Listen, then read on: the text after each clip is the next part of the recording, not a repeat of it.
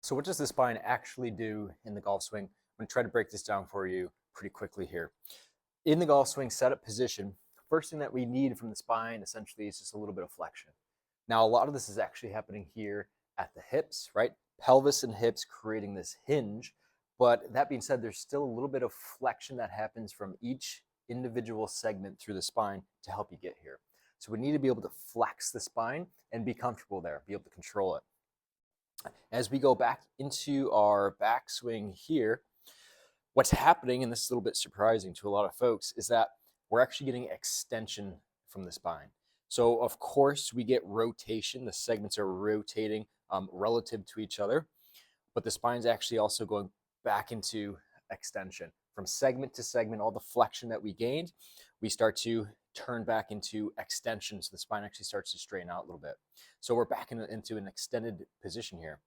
From here, as we initiate the downswing, we're now rotating back the opposite way. So we're getting rotation from each segment of the spine.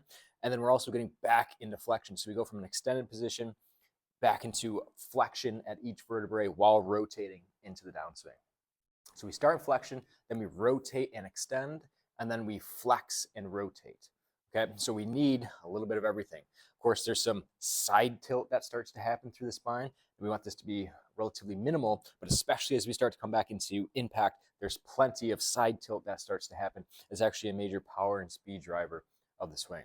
So anytime that we're talking about mobility drills, stability drills, strength drills, and then speed training, things like that, we need to appreciate that we actually have to be able to flex through the segments of the spine, and it might be worthwhile to take some time just to move through that in a few different ways and make it comfortable and actually teach the brain and the body to flex through the spine at individual segments again, and not all just from one spot while the rest stays immobile, and then one spot here. That's how injuries and pain happens, but to get this shared flexion again. And then same thing with extension. Can we start to extend through each vertebrae to make it as easy as possible to get these positions, all while being able to rotate at the same time. So it's not just rotation through the spine that we need. We need to be able to couple that with flexion and extension.